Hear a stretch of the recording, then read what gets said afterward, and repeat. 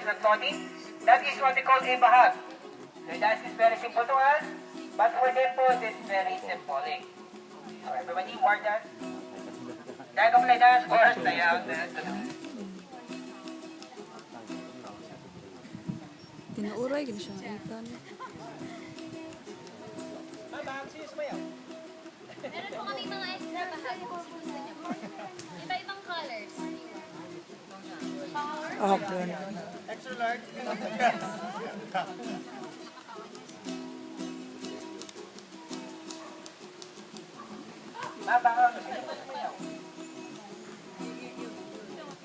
Okay, everybody, let's give him a round of applause. Thank you very much.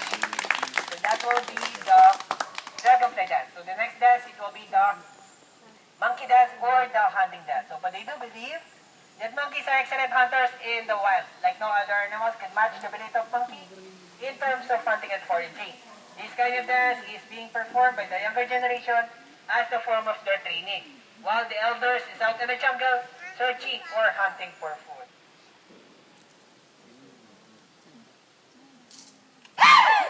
Okay, everybody, Kuya Abet, monkey dance or sayaw ng unggoy?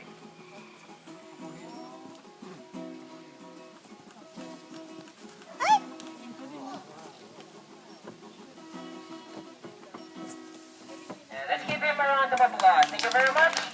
And that will be the monkey dance. So the last and final dance is no longer a form of an animal dance, rather it is a war dance. So whenever misunderstanding arises in between tribes, they usually send the young men in to fight against other tribes. Before sending them into a real battlefield, they will do this ritual to ask guidance to their god called Apo Numalyari to lead them in a victorious fight or somehow resolve the problem in a peaceful manner. So ladies and gentlemen, war dance or binabayani dance. And as you can see po, they're holding a true bow and arrow in their dialect sambal, that is what we call Yao and Bai. So during olden times, whoever is the best dancer will be the best warrior for the tribe.